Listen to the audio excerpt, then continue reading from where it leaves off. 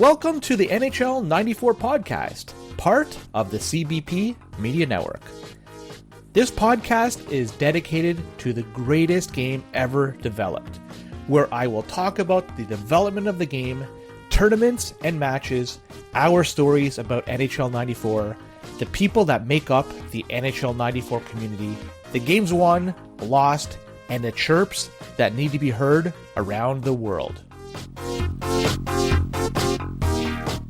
Ladies and gentlemen, welcome once again to another NHL 94 podcast.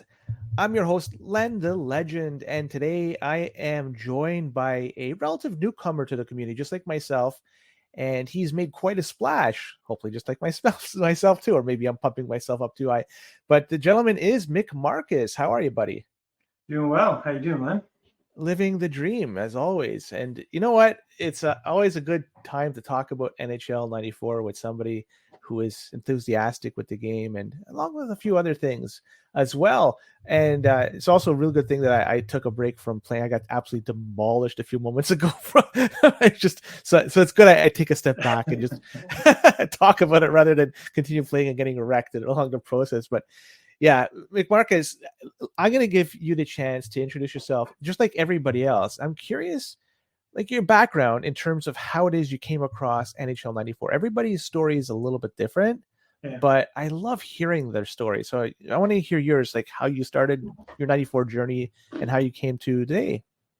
That's a good one. So I guess like a lot of people, I had friends and neighbors across the street that had a Genesis. So it all started with the original NHL Hockey 92. I used to play in the friend's basement. Loved that game. Then eventually got a Super Nintendo. So my first constantly playing NHL was NHL PA 93 for the Super Nintendo, which a lot of people bash just because the frame rate is, pretty bad. So after that, I think we were waiting because we were in high school at that point. So we were really excited for NHL 94 to come out. And are you in Canada? Yeah, just outside of Toronto to give. Okay, I'm the same. Yeah, Mississauga, Brampton area, GTA. So it came out a little later on the Super Nintendo, I think towards the end of September, beginning of October. But when we first got that, it was amazing. I think at my parents' place, we had a huge speaker system set up, 2 huge speakers and some subwoofers. So the first time we played that, we blasted it on the stereo system. We got body checks, so the goalie's making pad saves. All the sound effects and stuff were just amazing. So I think, and then the last part of that was the local mall here in the city had an NHL 94 tournament for Sega Genesis. So that was the first time I'd ever seen a video game tournament run. And it was for NHL 94. So we would go and we would rent the Sega Genesis because it was going to be for Sega. And we would play that every night until the tournament came. So that's sort of how I guess I got introduced into 94. Please tell me you guys won a tournament. I didn't because I like I said, I mainly played SNES, but I made it to the semifinals. And it's a shame too because that tournament too, the winner, it was run by a video game store. And there was tons of entries, and the winner won. I think it was a Sega Saturn at the time. So I was 1 game away from winning a Sega Saturn. That's interesting. So is that video game store still in existence? Funny enough, in that mall it is. That mall is still around. It's like an old mall from maybe the late 70s. So it's sort of like one of those discount malls now. But that game store is still surviving in there. That's funny after all these years. I Maybe know, we could twist our arm to run another tournament and offer another Sega Saturn as a prize. Let's see what else they could offer. Yeah. Now, when you first started playing, I want to go back to the days when you were playing NHL PA 93 on the Super Nintendo. Now, you mentioned you were playing 92 NHL hockey on the Genesis before that.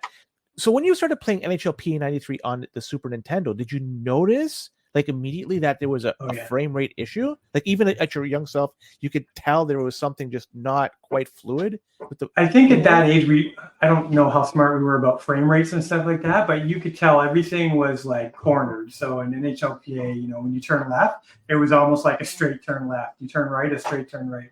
Where on Genesis, everything was smooth and fluid, right? So that's the kind of stuff we noticed. Like slap shots were pretty, rigid, stuff like that. But when you're playing it at that age, when it's all you have, you don't pay too much attention to it. It's not like we were like, we can't play this, it's horrible. When it's all you have, you just play it and you get used to it, right? No, I can recognize that because I remember growing up, when we got a game, we played it, regardless if it was good, bad, or anything else in between. It was the game we played because it's really all we had until we could trade it with a friend for something else, or later on even trade it to a video game store. But that was much, much later on, right? For us, was when we got a game, we just kept it for so long. So now I got the story of how you got started playing 94. But there's a gap here between then and now, especially now that you're involved in the online community. So maybe you could help color in what I'm missing here, because I'd love to know your journey from that particular moment after playing that NHL 94 tournament at the local mall to where you are right now. Yeah. I wouldn't consider myself new. Like maybe I'm new in regards to recently getting involved in the forums and the ROM hacking and all that kind of stuff. But I signed up originally. I think I'm one of the originals, like 2006. I think if you go onto the forum, you can see some of my first posts for like all the way back in 2006. So what actually happened there was I was doing web design back in the early 2000s, and we loved NHL 94. We still played it. So I was going to create a website. I was going to create an NHL 94 website. Oh. And when I started searching for it, I found what was just NHL94, right? .com. And then I eventually saw that there was the NHL94online.com portion of it where you could sign up for a league, right? You signed up for like, I think it was like AOL Instant Messenger. And then you could chat with all the other people, sign up for a league and start to play. So that's how I originally actually got involved all the way back in, I guess it was 2006. But then I had the huge gaps in between, right? Like life got busy. I started family early. So I probably jumped back in again, maybe 2015, 2016, and took a break for a couple of years. So I would go to King of 94, then I'd play some online again. But then when COVID hit, like a lot of other people, I pretty much been standard throughout since, I guess, COVID. So when you were thinking about creating that website, NHL 94, and of course it was already done for us, you said you were playing with your friends. Like, give me the story behind it. Were you guys having like mini tournaments? I mean, what's the setup? Like, how did you guys play it? I mean, I always love hearing these stories. Yeah, no, that's a good question, because I do have some good stories there. So we were in high school at the time. So we would always there was one friend, we would go into the basement and we would always play tournaments like every weekend, right? Sometimes there's 4 of us, sometimes there's 8 of us. And we do what a lot of the other guys do. We just have pieces of paper, keeping track, bracket. And then during the week and stuff like that, we just have season mode, right? So we play an 82-game season and we keep track of, we'd each pick a team and we keep track of our stats as we went along. And really, I guess that's the majority of how we played NHL 94. Now, I had a lot of different jobs. So I also worked at a grocery store, and there was a couple of guys at the grocery store that played NHL 94. And again, I guess this is mainly like an Ontario, Canada thing. Everybody was Super Nintendo, right? So most of the people I talked to at the time, it was the Super Nintendo version of NHL 94. So even in the grocery store, sometimes people would bring a CRT in the night shift or something, and we'd hook up NHL 94 and we'd play on our breaks, and for money, food, doesn't matter. That's awesome. But you know what's actually funny with your story? Because you're right. Statistically, I believe there's more SNES players here in Canada than there are Genesis players.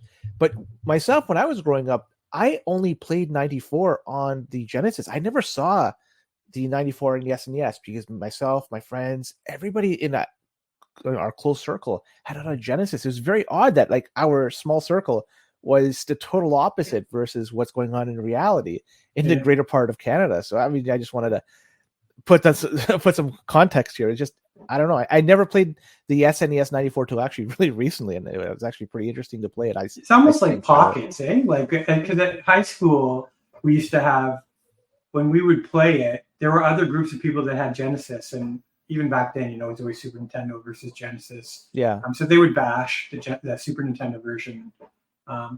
I think a lot of people like the sports games on the Genesis more than they did the Super Nintendo. So I know a lot of people I hung around with were into sports.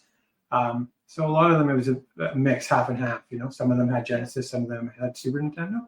But in my neighborhood, the guys I played with, it was all Super Nintendo pretty much.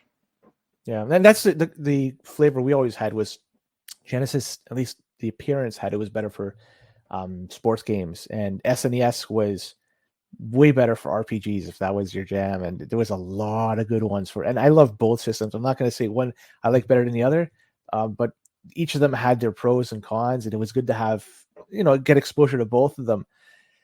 And behind you, I see now. I just want to go into the weeds here. I see a Street Fighter arcade behind you. I'm not sure which version that is. Is it Hyper Edition? I have no clue.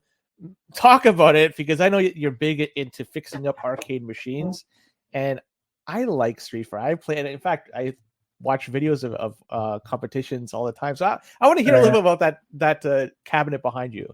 Yeah, that cabinet's Street Fighter 2 Championship Edition. So the original Street Fighter 2. It was the first one that came out after Street Fighter 2 World Warrior. Yeah, I thought World Warrior came out after. So Street Fighter 2 Championship Edition was first, and then I thought World Warrior came out. I don't know. I'd have to double check that background, but that's how I. No, I'm pretty sure the original Street Fighter, because it's all we were able to play, and then all of a sudden we saw Championship Edition appear like a year later. It's like, holy cow! You can play as Vega, you can play as Bison, you can play as Balrog. It's like, wow, and it was. I don't know. It was so much fun. But is that a machine that you fixed up? Did you buy it in working condition? This one, it was working, but I did have to fix it up. So during COVID, I started seeing these videos. Have you heard of those arcade 1-up? Those like quarters so small. So that started becoming popular. And what I ended up doing was I would buy them on auction, right? So there's an auction place here in Ontario. And what would happen is you could get a lot of like 6, 7, or 8 of them, but they would be missing parts. So because things were boring during COVID, I would get them, I would find the missing parts, I would fix them, and then I would sell them, right? And the ones that I liked, I would keep. And it was just a way to, keep busy and make a bit of money on the side. But then I started getting addicted to, I started watching other videos about arcades, and I saw this come up on Facebook. So this guy wanted to start doing making his own beer. So he started selling stuff in his apartment, and he had this Street Fighter. And it was from a pizza shop that was downstairs in the basement of the apartment that he lived.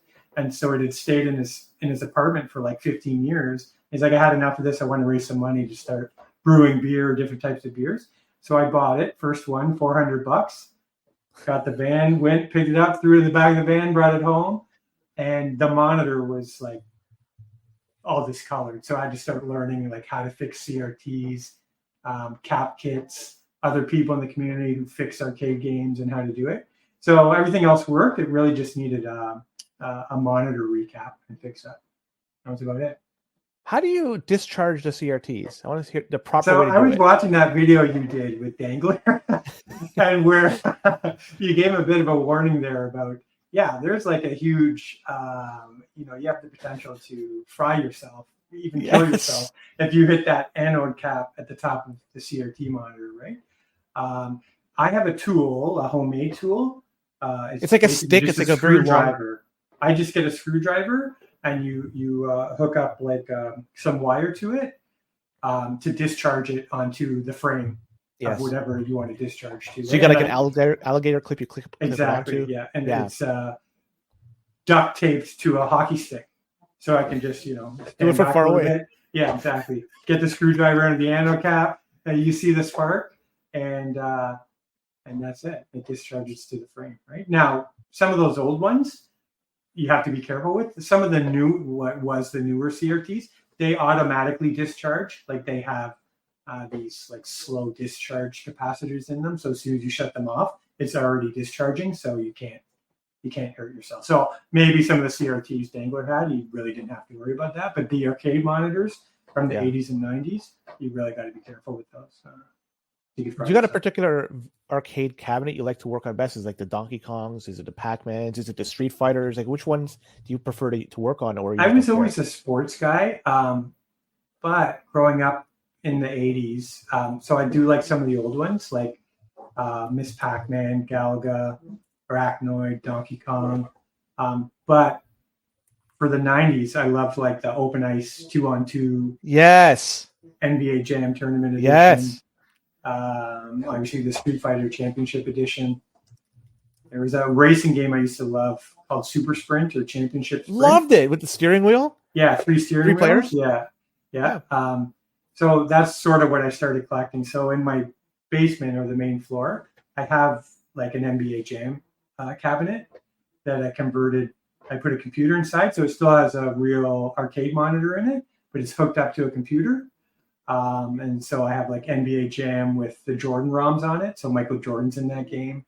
And then plus any of the other games, you can install like thousands of games on there, right? I just install the ones I like Open Ice 2-on-2, NBA Jam, Ghosts and Goblins. Oh man, there's a bunch of games on there that I like. So the Open Ice, I remember we played that at lunch during high school. And I remember you could play like even with Gordie Howe if you punched in his initials in a birth. And the one thing that stuck out to us, and maybe we were all just, too young, we didn't realize it, but for whatever reason, Guy Hebert was like ungodly in that game. He was like a Vezina winner, and whoever picked Anaheim, whoever went up against Anaheim, Guy Hebert was just a wall. For whatever reason, am I dreaming? Is he like... No, he was like on steroids, stacking the pads. Okay. Yeah. Why? Guy Hebert of all players. No idea. No idea. We got to check that source code to see what they did. I'm sure they did some type of... Yes, and you're the man to do that. I definitely wanted to check that. But NBA Jam, you mentioned you got the ROMs with Jordan you put on it. Jordan never gave his permission. Is that why he was never included? Yeah. He, I guess he had some special agreement where he had his own. I guess the NBA didn't own the rights to his face. He owned all that kind of stuff. So for whatever reason, he didn't want to give the licensing to the company at the time. So, but there are a bunch of videos you can actually watch online where he and Shaquille O'Neal, they made a bunch of cabinets just for them. So that's why they actually had versions where Jordan was in the game, and Jordan actually had the arcade cabinets in his house with him in it. Yeah. So they should actually give a Shaq Fu versus Jordan Fu or something and just create that and send it to their homes as well. Thanks a lot, guys, for not including your likeness in the original NBA Jam. Anyway, behind you, to your right, I see a joystick and several. Is that like from like a D&D game? Is it because it's a 4-player? That's a Simpsons. That's a Simpsons. Oh, I love the Simpsons. But that's one of those arcade 1-ups, those mini ones. Okay. So I still have parts and stuff that I sell for people. So that one I picked up the other week. It came with the board, so the Simpsons game plus bowling. I guess there was like a Simpsons arcade game, 4-player arcade game. And then there's also a Simpsons bowling game. So there's the trackball. I don't know if I can point that. Yeah, I see it in the middle. Trackball in the middle is for bowling. And then the other 4 joysticks are for the 4-player Simpsons arcade. So which is the best combination in The Simpsons? When you stand together for like 2 or 3 seconds and they just form like one super boss type thing? I think it's like Lisa sits on Homer's shoulders and she uses the... You got good memory. I don't know. I was never I didn't play The Simpsons a lot. Oh, so I'm not even sure. Did. Yeah, that was such a good game. And the Turtles game was Turtles, TMNT. Yeah. Dungeons and Dragons was another great one for the arcade. Like it was a quarter reader, and WrestleFest was another one you just played like crazy. I have that. So I collect a bunch of arcade. They're called PCBs, but arcade boards. They look like humongous cartridges, right? So WrestleMania, WrestleFest, WWF WrestleFest. I got that. I got some Miss Pac-Mans downstairs. Over the course, I guess, 3 years, I probably have accumulated 10 or 15 different like arcade boards, right? I'll fix them up and sell them, or some of them I'll keep. It's a good little hobby on the side. Did you follow the whole Billy Mitchell saga? I watched the Netflix documentary, but I'm not huge on top of that. Is that the King of Con? Yeah, King of Kong. Kong, sorry, King of Kong. Yeah. So now apparently Mikey was on the show many months ago. Yeah, Now I it saw was. that. I'm not. It's funny that the King of '94, the name is a derivative of King of Kong. Love it.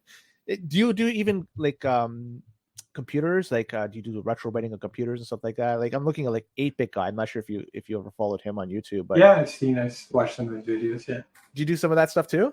the old like Commodore 64 type of stuff. To me, that's new. I used to have like old computers like TRS-80 color computers, Commodore 64. I don't do any of that stuff now, but I used to have those growing up. That was my first computer, actually. Yeah. Color Computer 3, TRS-80. So let's dive into some NHL 94 now, because we went in the weeds quite a bit there. So I wanted to scratch that itch for me, especially after looking at that Street Fighter behind you. I want to come to your place and bring some quarters. I want to know, because you're diving deep into the code of NHL 94. And from what I gather, it's the code strictly for the Super Nintendo. You're not looking much at all at the Genesis. Is that correct? Yeah. Do you want? So the background is there was an individual in the forums. I think her name is Claire. Hayden Kale maybe is the what she goes by in Discord. She had created this utility for the Super Nintendo that allowed you to change the last names of players to be as long as you wanted. And also, so you could change the profile pictures of the faces, right? So I think a few people maybe mentioned on the Super Nintendo side, everything is like encrypted, like all the graphics, they're compressed. So it's not like the Genesis side where you can sort of look at it directly in the ROM. You would need to know the compression algorithm to sort of decompress the graphics and see what they look like. And she actually went through, it looks like months and months of work, figuring out at least sort of how the decompression works. So she could change the profile pics and put new pictures, like change the code, go into a new area, put unencrypted or uncompressed images back in the ROM, and then show those on the screen. So when I saw her work, I started getting interested. There's another guy in the forum, Smaz, that's what I call him anyways. He's done a lot of work on the Genesis side, and he was like, oh, it'd be great if we could go through and we could start documenting the Genesis ROM. And I'm like, well, I think you can do that on the Super Nintendo side. I've seen some tools. So there was a tool where you can take the ROM and it will decompile basically the ROM, and then you play the game, and while you're playing the game, it converts all of the hex code into proper Super Nintendo assembly, and then you can compile that, right? So you can actually look and read the code and see what it's doing, and then you can make changes and you can recompile it and play the ROM again. So that's basically how I got started, right? I started decompiling the ROM using the tool. It's on the GitHub repository that is in the forums or some of the ROM hacking channels, and I just started slowly documenting what some of the things do, right? So that decompiling process is, I'm not too familiar with going into the ROMs and looking at the code. Is this common with SNES? I mean, do you have to do this for every game? Do you have to decompress the graphics or even other code from every SNES game, or is this just something particular to NHL 94? No, there are a lot of games that use compression for graphics and audio. Not all of them, but just, I guess, games that had a lot of assets, they did that. They did that for it, right? So NHL 94 just happened to be one of the games that they compressed the graphics and the data for, unfortunately. Huh. But at least now we are able to look at it and make changes, which is really good. Now, I got to ask you then, what sort of training do you have to actually do this? Because it's not something that anybody could pick up. You have to, either through formal education or through interest, just doing stuff on your own. I'm curious, like, how did you get this knowledge in order to make changes and look at the code? I always liked programming, but I don't have like a computer science degree or anything like that. I took like some business in college that also had some programming courses. But then when I got into the real world to start working, I started working in web development, and then slowly started working in like some Microsoft technologies, coding, ASP, .NET. So I've always had a bit of a, like, even now I still code. I mainly manage, but I still code. Yeah, and really, I guess that's the background. I don't have a whole lot of coding experience. Like, it's what I do as a day job, but I'm not formally trained in it. Sort of self-taught, I guess, the best way to say it. Yeah, that's fair. Now, in terms of, because for somebody to do this, to go through the whole effort of learning the code and exploring it and diving deep, you must have a goal in mind, right? Like, what is your goal here with looking and examining and making changes to the code? I think, like everyone else, like, they wanted to figure out how the compression algorithm works, and maybe if we could bypass it, so we could start to introduce new graphics, expand the ROM to have more teams, update all the profile pictures, change the logos, all that kind of stuff. I think that what was originally interested me.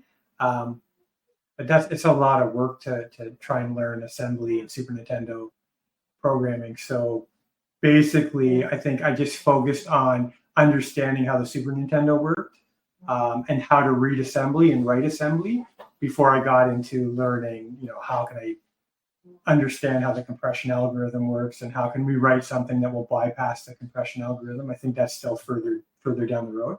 Like right now, I just do a lot of hacks, or I'll add new code to the ROM that does new things. Like one of the hacks I did was, you can pull the goalie during the game by holding the L and R trigger buttons. And so, if you have the puck, you're behind the net, you hold L and R trigger.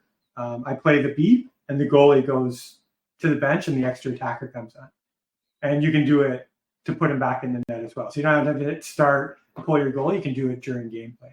That's an example of new code that I wrote, that we can, add in any of our leagues if we want to. Now, I have to ask you, because I forget who told me this, so my apologies for the individual that mentioned it, but when I asked about pulling the goalies, somebody told me that, at least in the Genesis version, it increases the shooting accuracy of the players on the ice to 99. Does the same thing apply to SNES? Does, when you pull the goalie, what I'm trying to get at, can this be gamed in such a way before you do a one-timer, take away, pull your goalie, and as soon as you fired a shot, bring them back in? So I'm wondering if the same type of code is in the SNES version. I can't confirm that yet on the Super Nintendo side, but I think what I've noticed is if you have your goalie pulled for a long period of time, the skills of your players start to decrease more and more and more the longer you have your goalie pulled. So, if I have the goalie pulled for like half the period, I start to notice that my guys get drilled. They start to slow down. Their shots are terrible. It's almost like it starts to penalize you the longer you have your goalie pulled, at least on the Super Nintendo side. And again, it's harder to tell on the Super Nintendo side if when you immediately pull your goalie, if you get a boost, because it's not the same as Genesis. Like, you can score on slap shots and a lot on Super Nintendo. It's hard to score on slappers, right? So it's hard to tell unless I dig into the code and see.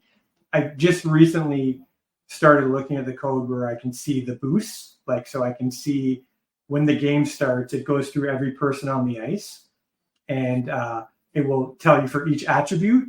It loads the attribute, and then it does some randomization. And sometimes, like at least on the Super Nintendo side, the degree that you can get boosted up is huge, right? Like, you can be usually the way it works, I think, at least I think it's similar to Genesis, is everything's 0 to 6, right?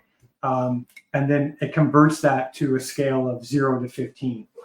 So sometimes, I think Bob K had mentioned that sometimes you have someone who's like a 2, which can be anywhere from 30s to 40s. I find so usually it's a range from like 38 to 41, but whenever it's a 39, and then when I watch the attributes in the code, I can see it get boosted to 15, which is the max, right? So someone that you think has crappy shooting power, a 2 shooting power, or 39 that game. All of a sudden, it gets boosted to 15, and he has like 100 accuracy. So he's, you give him one timers, and he's burying it in the corners. I gotta ask, this 39 thing, is this 39 after the hot cold streak, after everything, or is this 39 just their base 39? So what I'm trying to get at is, are people going to be trolling through the rosters of every team in NHL 94 to find a 39 player, like certain attributes that are 39, and just say, yeah, that's the one I'm going to? Because sometimes if you get multiple 39 attributes, like it could be for checking or something. All of a sudden the guy's a 100 checker now, right? Or a 6 checker. Where I notice it the most stat is noticeable, is speed. So usually if someone has decent agility already, like a 3 or a 4, but they have a 39 speed, all of a sudden their speed gets boosted to 100 and they already have decent agility. So combined, it makes the player like a Solani or a McGillney, right? They're flying out there. That's where you notice it the most right now. And this is all, I mean, if you don't have access to looking at the code real time, it's all eyeball test, right? It's all basically feel at that particular moment, right? So if you feel a player's much better in a particular skill, a particular attribute, and his ability was 39, then probably you got a boost in that, right? Is that what you're trying to say? I think that's how it started. Like a lot of people, even guys that play Gen and come over to Super Nintendo, like from game to game, there's a large degree of difference of how the player performs. And I started to look, when I started to look into those attributes to see what was happening, I see the huge boost, right? So actually I first started testing by just finding players. There's certain teams where when the guys are 2, like there's some defensemen on Ottawa where they're usually always a 39. So you can use them as testing. And all of a sudden they're flying that game, right? So that's how I started. Then I started looking into the code to see if the attributes were being boosted, and they were. It's incredible because it's like over 30 years since this game's been released, and there's all these new features or bugs. If you want to, they're just popping up. People are discovering them now. It's making the game even more fun to play. But I got to go back. You were mentioning something when you pull the goalie, that there is skills decrease. Is this across the board for your team? Is it? I think so.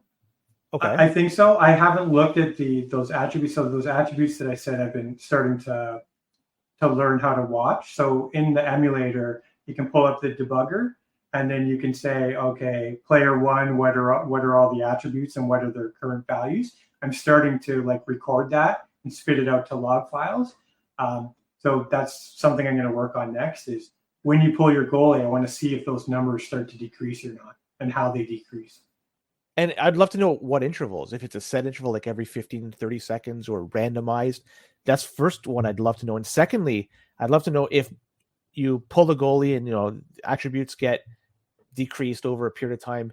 And if you put the goalie back in, does it reset everything to 0 again? I'd love to know the answer to those questions. Yeah. You're the man to answer those. Yeah, I'll be looking at them. I'll be trying to figure it out. I have to ask you something along the same vein of the code. Have you compared the code from 93 at all? No, I haven't decompiled the 93 source code to 94. Just because I've seen lots of videos where they basically said it was almost like a full rewrite.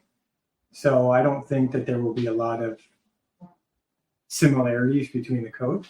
And no one really plays 93 on Super Nintendo, so it's very time consuming, right? And there's nobody else that's really doing this other than Claire is the only other individual I know on the Super Nintendo side that's been looking at stuff. So you really got to pick what you want to, where you want to tackle. Like Chaos, I know, is doing a ton of stuff on the Genesis side. In fact, he's helped me a lot. Yeah, there's some tools that he used that he's shared with me that I can also use on the Super Nintendo side that helps us look at code, or at least view code and the change that it takes. Even the Genesis NHL Hockey, the 92 version, the source code, I look at that. I've done a few hacks on the Genesis side. I think if you look in the forums, some of the things I do on Super Nintendo, I'll port it to Genesis. I found a Genesis bug where when it pulls the goalie, On the Super Nintendo, I think it pulls the goalie if you're down by 1 or 2, or sorry, if the CPU is down by 1 or 2, it'll pull the goalie. But on the Genesis side, it only does it if it's, yeah. So, I was talking to Chaos and Smoz, and I identified where in the code it was happening on the Genesis side. And then they came up with some patches on how to get it to work for 1 and or 2 goals, or any range you want, basically. It almost seems like it was, if the difference is greater than 1, it should have been greater than equal to 1. That's that's exactly it. Like on the Super Nintendo side, that's where I documented it all.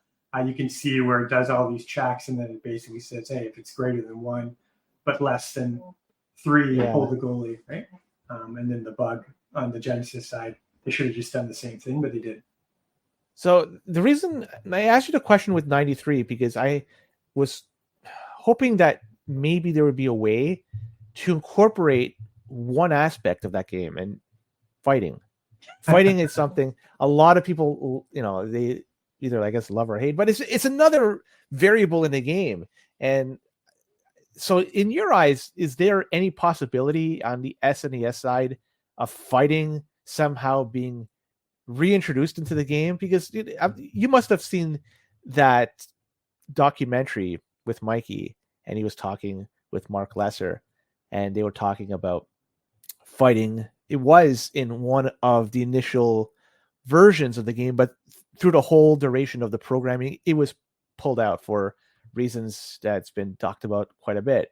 So it was there. So it's not like it's technically not possible, but is it even in the realm of possibility that we could have it put back in to the SNES version? I don't think it was ever there in the Super Nintendo. That's my personal take. I'll have to look at some of the stuff that past that Chaos has identified on the Genesis side and see if those same paths exist in the Super Nintendo side. But from a lot of the videos I saw, like the individual who worked on the Super Nintendo side was really focused on performance, like getting it to place smoother than 93, and it gets closer to the Sega Genesis side.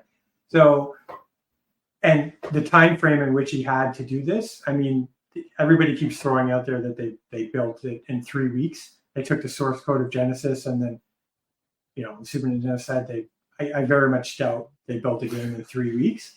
But I think the versions they had didn't have fighting in it, and it never even made its way into the Super Nintendo side. So to take the fighting code from 93 and put it into 94, people probably much higher than my knowledge level would have to do that. I don't think that's something I would ever be able to do.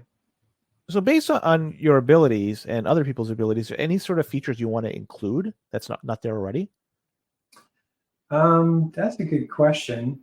I should look at my GitHub repository, because I create a bunch of some. Oh, you know what I had wanted to do? I wanted to put in the original NHL hockey on Genesis, they had those mini logos in the scoreboard at the bottom. So if, right, 3-2. And then when NHL PA 93 came out, they didn't have the license, the NHL license, right? They only had the players, so they got rid of the logos. Text.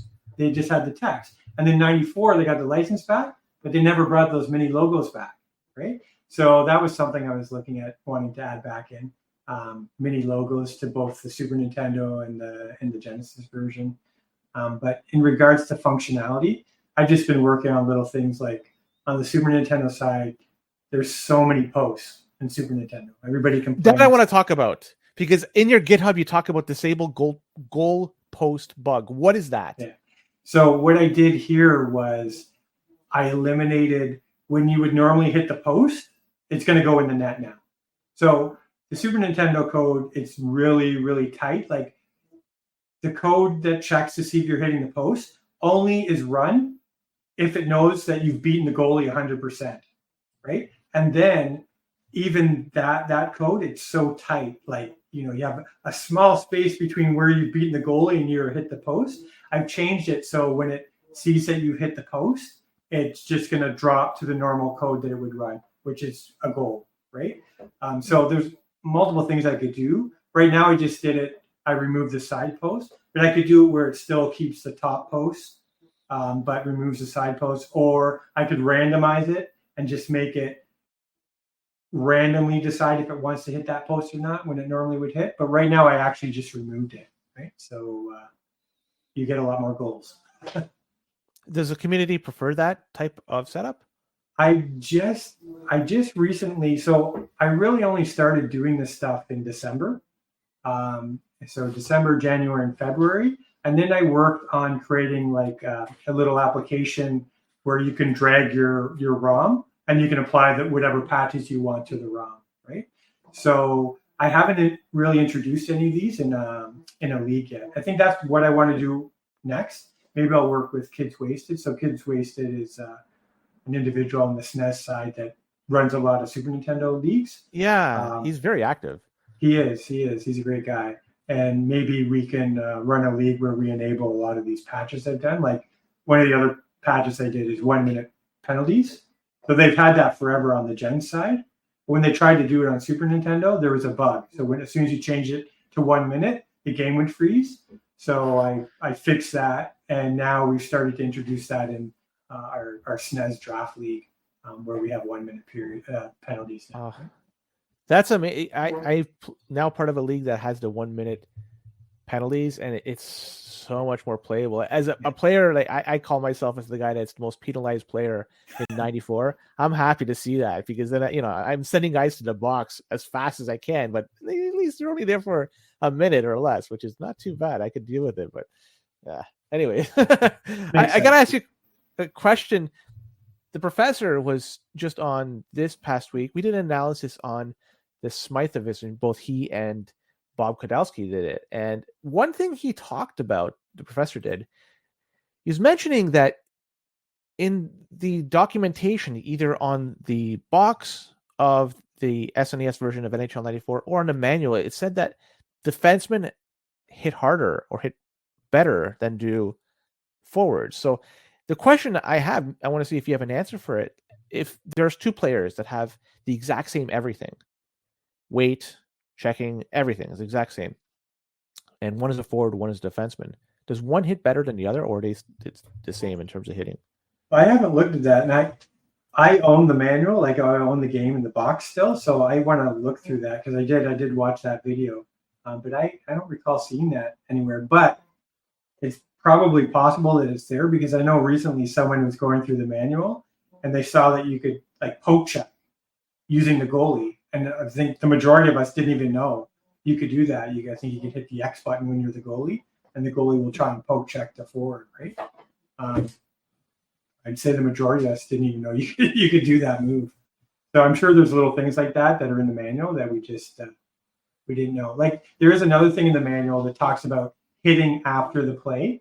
So you can body check after the play, and I think for the longest time, like Bob K is probably the best at that.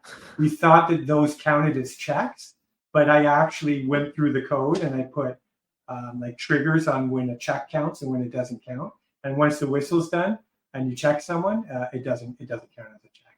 But that was an example of something in the manual that said, hey, checks count after the whistle, but they don't in real life. In fact, tripping counts as a check on Super Nintendo. So if you trip someone, you actually see the check counter go up. Oh, I don't know how it is in Genesis. I'm notorious for holding players rather than using poke check or anything. Oh, are you? Yeah, that's the way. I'm cheap. So yeah, hitting after the play. And now going back to NHL 92 or NHL hockey on a Genesis, I think that after the play, if you did that, you could instigate a fight. Yeah, for sure. I know you could do that, but it also influenced the crowd meter. I think that's what else it did, and I guess in 94 does that. The crowd meter does nothing, right? It's just there for fluff. Is that correct? In 94, I haven't followed I haven't traced the crowd meter to see if it does anything on the Super Nintendo side, because it's quite possible that stuff that they had on the Genesis that they ported over, they either didn't turn off or it just was never ported. So that's probably another thing to actually look at to see if it does something on the Super Nintendo side. Because I saw those same videos. The offensive and defensive awareness. Yeah. Let's go into this topic. I know Chaos did some analysis and he posted it on Discord very recently, and it was Interesting stuff. Let's say that. Yeah. Have you done any analysis on the Super Nintendo and how I'd love to know how it impacts players, somebody that has a high versus a low offensive and or defensive awareness. Is that something that's, you'd look at as a favorable condition for somebody, but I mean, in terms of that, do you have any insight, any thoughts, any hints what it may be? No insight yet. I would have to trace those attributes just to see what it's doing with them in the code. It's just another thing to add to the list. I mean, I'm assuming it's going to do, because a lot of the Super Nintendo stuff at least tries to do similar behavior as what's happening on the Genesis, right? So like all the player boosts and the randomizer code. When I look on the Super Nintendo stuff, a lot of similar code is there, just programmed differently, right? So I'm assuming the offensive awareness and defensive awareness on Super Nintendo should behave the same way as Genesis, but I haven't followed the code past to see what they do yet. I've looked at some of the checking to see, and I've found the calculations, but I still don't know in regards to, like, I know that all the Genesis weight bugs don't exist on the Super Nintendo, but at least understanding how a check works, based on weight and checking attribute, that's really one of the next things I'm looking at on the Super Nintendo side. Has there been any analysis on how penalties are called? Like how it seems random. You hit a guy, you get penalty. You hit a guy just as hard. Next play, there's no penalty.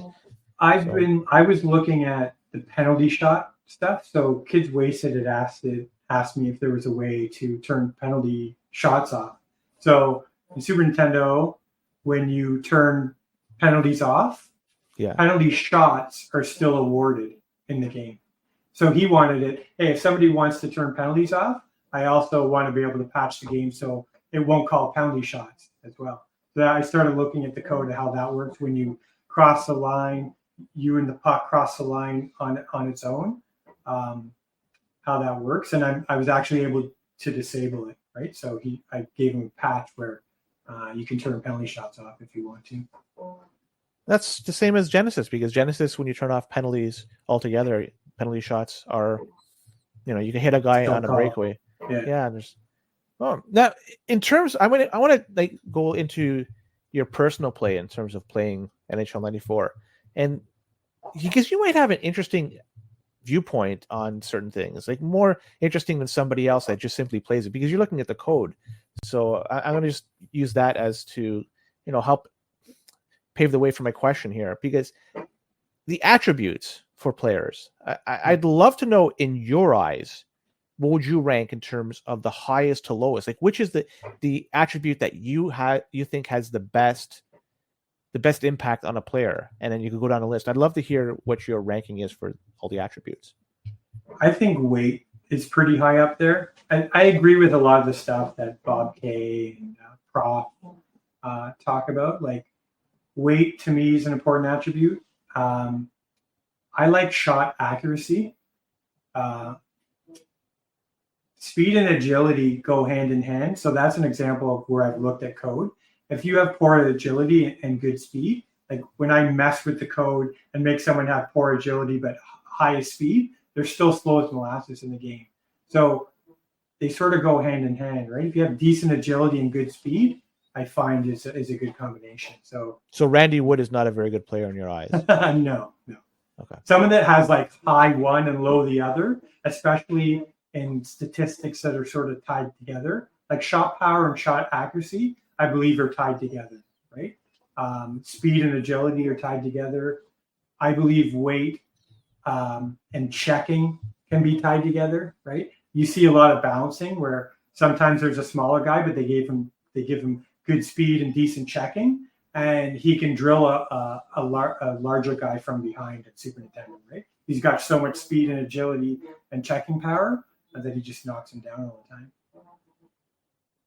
Now, in terms of checking somebody in the boards, I'm looking at this through the lens of a Genesis player. So forgive me if this doesn't apply to SNES, but I want to see if it does. Sometimes when an opponent is on the boards, with or without the puck, doesn't matter, and I go to hit him, I plaster them on the boards. You get that animation where you get the stick, and it's very satisfying and everything that goes along with it. But I know that's going to happen before that animation comes. When I press the check button, I know that's going to happen. But every so often, like 1 out of 10, maybe 20, you do that, and that animation doesn't. You just basically hit him, but that player absorbs the hit, and he even bounces off the board sometimes. Have you ever seen this in Super Nintendo? And if so, what triggers a player to just not go through the whole motion of getting that two-handed cross-check into the boards?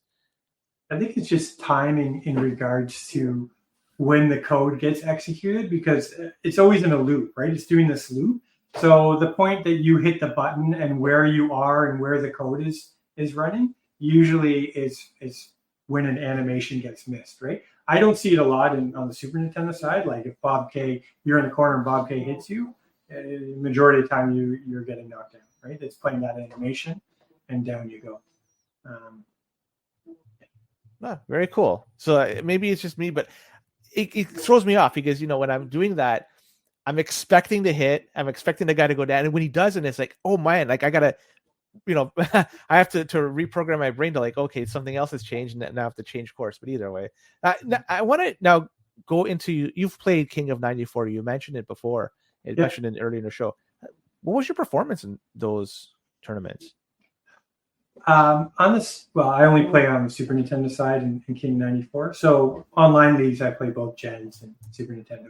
On Super Nintendo, I really consider myself low level A, right? Like sometimes I'll make the playoffs, sometimes I'll upset one of the top tier guys, but low level A. I think even Halifax sent me the rankings, the King 94 rankings, and I just jumped in the top 10 on the Super Nintendo side. Very good. I'm sort of like at the bottom of the top of the pack, right? Genesis, I just don't play it enough. Like when I'm playing lots of games, then I'm like this league. I think I was in Gen C, and I had a good team, but I didn't do too well, right? I have to be playing a lot of games. You're talking to the winner of the Gen G. Oh, Gen G, nice. Yeah, it was. Well, congrats. Anyways, but you got to work your way up somehow. Yeah, for sure. But either way, I mean, going into I'm assuming based on your proximity to King of 94, you're going to be participating this year. Is that correct? Yeah, I'll be going again for sure. What is, in terms of like a dream placement, where would you finish in this King of 94? Like in terms of like something like that is attainable, but it would just be something that, it's maybe challenging to get, maybe very difficult, but you'd be like very happy to get to that. Like what would be that outcome? I've done some upsets. Like I beat Mikhail, who's a champion in King of 94 in just the round robin play. So like I've beaten Anitar. I have the potential to beat some of those players. I've won like first round of the playoff portion. But then usually I lose in the second round and I got to go down to the losers bracket, right? So maybe the potential to do some damage in the losers bracket, like or make my way back up far in the losers bracket. That's probably I would assume what would be realistic for me. And what I wanted to talk to you about actually was like I watched some of these videos with Bob K and the Prof.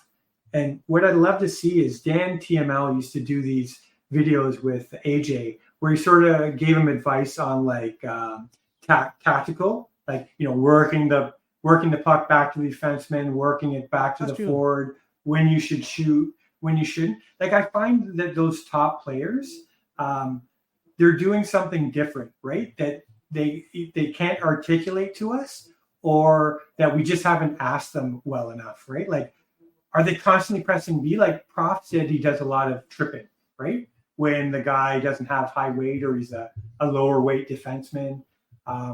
Bob K is constantly, body checking people. When you play a top opponent, it feels like their team is going 100 miles per hour and you're going 30, right? Like, what are they doing to enable them to get to that level? That's the kind of questions I would love some series on those top level guys, both gens and SNES. Like, what are they doing different that is enabling them to play at that, which seems to be a faster level, right?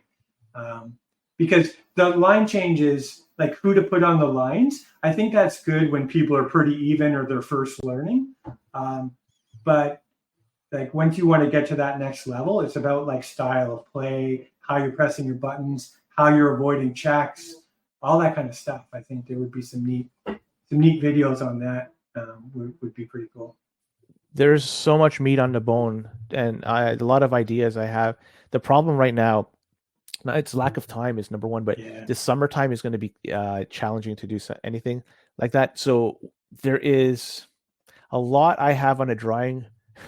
I've put it on my board here of things to do, and it'll probably be executed in the winter, this coming winter. And Cool. something what you are suggesting is definitely on the list. In fact, somebody has reached out to me to talk about my gameplay and wants to work on that, and maybe we can make a video on that. And so that could be like a preliminary on that, because as you progress into your NHL journey before you get to the top tier players, if you ever get there, then you could at least analyze their gameplay and how they're doing things differently versus people below them. Yeah, that's a really good suggestion, but don't hold your breath. It's going to be a while before anything like this That's will be okay. executed. We'll wait. Yeah. Now, I'm going to just fire up because we're getting close to an hour, and you thought we wouldn't even get to this point, but here we are. Trust me, there's lots to talk about. I want to have some rapid fire questions. I'd like to shoot off over to you and see if you could pot the puck in the net. So we'll start off with favorite arcade game. For me, it's an older one. It's Championship or Super Sprint. That was my favorite. So that's the one I would spend all my quarters on in the arcade. I'm gonna go off. Did you ever play off-road like Ivan Stewart's? Super off-road, yeah. I actually have that on one of my arcades in the basement. Ivan Stewart's, yeah. Oh, so much fun. So many quarters. All right. Going back to NHL 94. Top 5 teams in NHL 94. And this is, of course, for the SNES. Super Nintendo? Boston. I love Boston. I love LA. New York Rangers is another team I like. I know a lot of people say Pittsburgh and Detroit.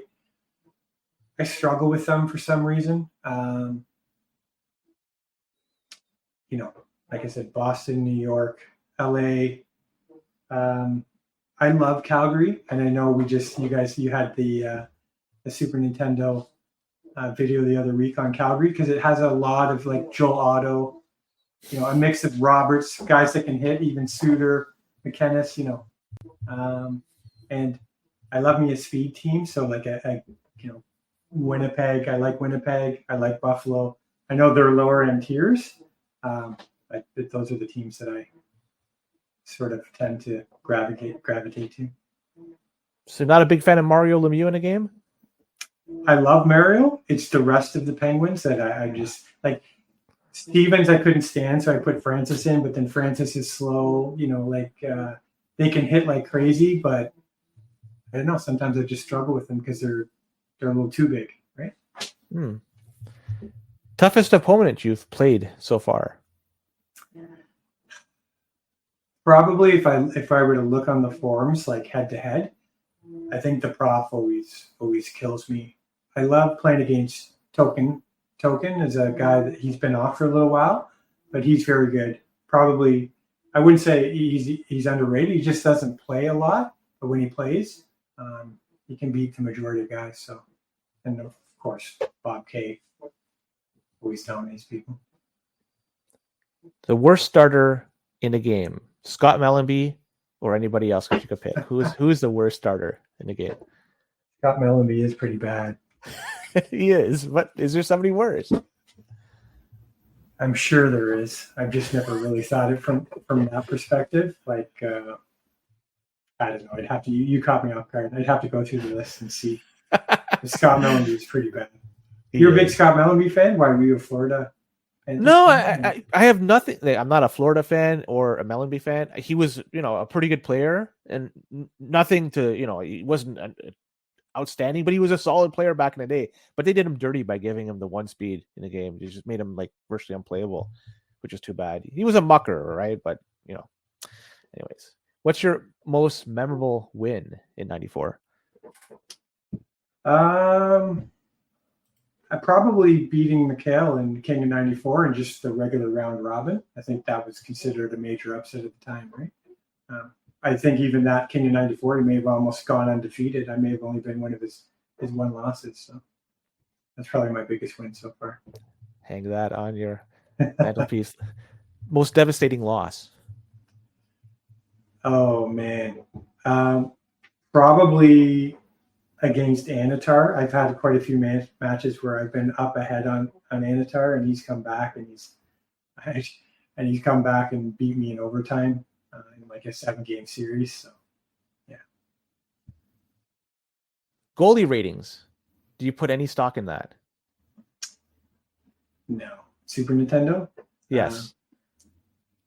I think I used to. I used to like Belfour. Like I would think that like if you play deep in the net with Belfour and you stack the pads, you would make more saves than if you used a lower end goalie and you went deep into the net and stacked the pads on a like a breakaway.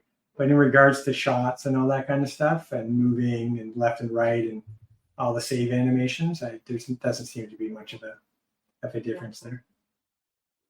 NHL 95 or NHL 93? What's your preference? On Super Nintendo? Yeah. 95. 95 Why? is better than 93. 93 was pretty bad. Like from a frame rate perspective, right? Like 95 at least had a lot of other features.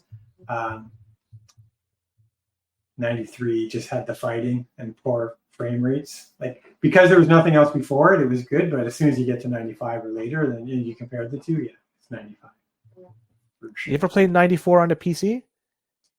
I did. I'm a huge hockey fan, so I had a lot of the NHL games. So all the EA NHL games on the PC, I used to collect them, right? So I played 94, 95, 96.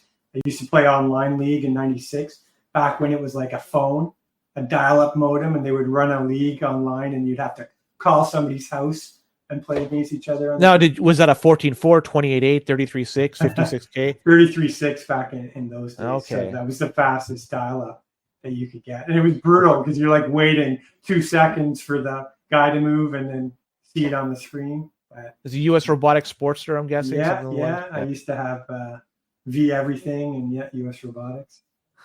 BBSs, those were the days. I did that with a Commodore. So I'm dating myself, but I did that. 9600 baud modem. Yeah, no, I remember. No, it was 1200 baud. Oh, no, this is with a Commodore. And I had a friend that had a 300 baud. So yeah. I'm this was 1200 baud was screaming fast in comparison to that. I had that in the color computer days. It was the phone, and you had the little couplers, and you put the phone in. I never had that. We had the one where you hook up the connector straight to the modem. It doesn't look. It looks like an RJ45, but it's smaller. It's the phone version of that. But anyways, you know what? We did over an hour. We did quite a bit, but I do have one last question for you, and I want you can go in depth into this. That given what you're doing, your experience with the game, if you could change one single thing with 94 to make it better. Like, I'd like to know your opinion. What would that be? Like on the Super Nintendo side? Yeah. Because I play both, I would love the physics on the Genesis side more on the Super Nintendo side. So like the fluidity of the movements on Genesis are not the same on the Super Nintendo. You could have that same movement on the Super Nintendo, like all the math that's being done to move the guys in motion and skating. If it was a little more of the Genesis side, on the Super Nintendo, I think that's what I would love to focus on, right? Or have someone make a patch for. That's more of a feel thing, though. It's right. Like, that's just changing the way the game feels, and maybe you could even say the soul of the game that you're kind of changing in a way. But I think it's all the math. To be honest, I think it's all the physics and the math on the two different architectures. If you could, because I know that they ported Sonic to Super Nintendo. I don't know if you've ever seen that before, but there were people that ported Genesis games to work on the Super Nintendo. And like Sonic looks and plays exactly the way it does on the Super Nintendo, like it does on the Genesis. You could do something like that on NHL 94 where you can make it a little smoother. That would be cool. Is there such a thing as just like if you have code, Genesis code, you can punch it into some sort of compiler whatever, and the outcome is going to be playable on Super Nintendo? Does that Not that I'm aware. I know I saw a lot of videos where, like, in the later days, they would build a game for Genesis. They would build the code and basically spit out Super Nintendo version of the code and a Genesis version of the code. So it was almost identical, right? But I'm not aware of anything that's out in the real world that will actually do that. Right? What's next for you, McMarkis? I'm curious. What's on the agenda for you? I don't know. I would love people in the community to maybe make some suggestions. I made a suggestion a little while ago, and this is more for the Genesis side. I think something that's doable. A lot of people talk about how in 95, 96, you could do trades. There's other things you could do in the game. Well, because I'm not the best graphic artist guy, but there's people in the community that are very good at graphic work, like Indio. There's some other guys. Making a user interface where you have all the teams. You can pick a team. You could run a full 82 game season. You could do trades. So you're doing that in a user interface. And then when you go to play the game, it's going to launch the Genesis emulator, and it's going to pre-modify the ROM. So it's exactly how you had it, like with the trades you made, right? So maybe your game three of 82, and in this application that I built, you can see, you're in game 3 of 82, and you're going to be playing Detroit, and then you press the play button, and the ROM comes up, and it has all the trades you've made, and you play that game against Detroit, and then once you're done, you save state it, and it shows up in the application, your win or your loss, your points, like a full season mode in a standalone application, but using the Genesis emulator and the 94 ROM. I think that's something that's like doable for sure on the Genesis side. Super Nintendo, not so much because of the compression with the graphics and stuff, but Genesis, all that stuff is figured out, right? So I think it's easy enough to do. That'd be cool. Is this something that you would anticipate, if ever somebody tackles it, would be done within the next, say, 24 months? I think if I had help with people that could do some graphic work, and like I can build applications, Windows applications, Linux applications, but if someone can do some of the graphic work, I could do all the programming that would, modify the ROM and store the stuff in a database and make it now so you can navigate and launch the emulator and all that kind of stuff. That's something that's doable in 12 to 24 months for sure. You do have a Linux version of RetroArch, right? Because you asked me some questions. You asked me for the core, I think. I did. I have a laptop that I install RetroArch. It's called Laka. So it's basically the Linux version of RetroArch, but it's just RetroArch. Like there's no operating system, right? So it's like super low on resources. And I ran into the same problem. If you're playing Genesis against, I don't know, a Mac user or Windows user, it would say it was uncompatible. And then I saw that you had done that. You had installed it on Linux, and someone gave you a modified core. Yeah. And so when I asked for the core, I just installed it on my version of Linux, and now I play Super Nintendo and Genesis right directly from my laptop, and I have like one of those old Dell 4x3 monitors. So all the graphics look like original in the day, and I play it on there. I plug in a Super Nintendo, I think it's called RAFnet adapter, so a real Super Nintendo controller into this adapter and plugged into the laptop. Performance is great. People are probably not going to care much about this segment of the show because, let's be honest, nobody uses Linux in comparison to Windows or Mac OS, and nobody's using it with RetroArch. But I'm one of the very, very few that does it all the time. It's my main OS. I don't have Windows. I don't have Mac OS. But one thing I find is it seems to be not very good when I host. Oh, really? It's better when I'm connecting to somebody, but when I host, it's not. It's laggy more so for my opponent than myself. I have to do a fresh reboot, play it, and maybe I'll get a couple of games in before I have to reboot again and do it again. There's, it's a full operating system that I run, but I don't run very much. I close my VPN, I close my firewall, I close everything, and then it still needs a reboot after a few attempts. It just doesn't seem to be very well optimized for Linux. But this is 1.10. 1.17 though, you're okay. From what limited experience I've had with it, it seems to be much better even when I host. So I would love to do some testing, especially with 1.17 if you're available for that. Yeah, for sure. Let me know. Do you have a spare laptop or something? Because that's another way of doing it. Like it runs perfect on this laptop. It's like a 5-year-old laptop. 4 cores, 4 threads, 8 gigs of RAM, but it's just running RetroArch and NHL 94, nothing else.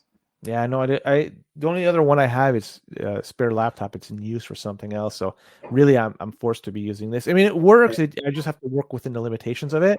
I wish it had, didn't have those issues and it was better optimized. But either way, I'm satisfied that I'm actually able to play with it. And thanks to Blizzard for providing that help. Shout out for his. Yeah. And in fact, we'll be working on another project for some other version of another emulator, but that's a topic for another time. Anyways, we should be wrapping this up. Any last words? Anything else you just want to just rhyme up before we sign off? Because I don't think so. Just some shout out to the guys in the community. Like I know Dan TML starting the newbies league. I thought that was something that was interesting and good. I wish you could get some more SNES guys in to the community as well on the Gen side, but still, I think that's good work.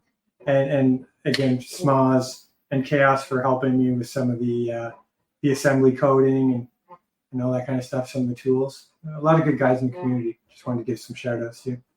Yeah, it is a really good community and doesn't seem to have too many people that are just angry. They're just happy to be playing, and it's a good time, which is great. Anyways, yes. Yeah, McMarkis, thank you so much for spending the time to come on our show. And you know what? Maybe we'll have you back on, especially as there's more development in the coding side. I'd love to chat about this more in the future. Yeah. Whenever you want, you're more than welcome to come back on. So, yeah, with that, thank you for tuning in. I hope you enjoyed this episode. And keep your stick on your ice, your controller plugged in. We'll be back at this very soon.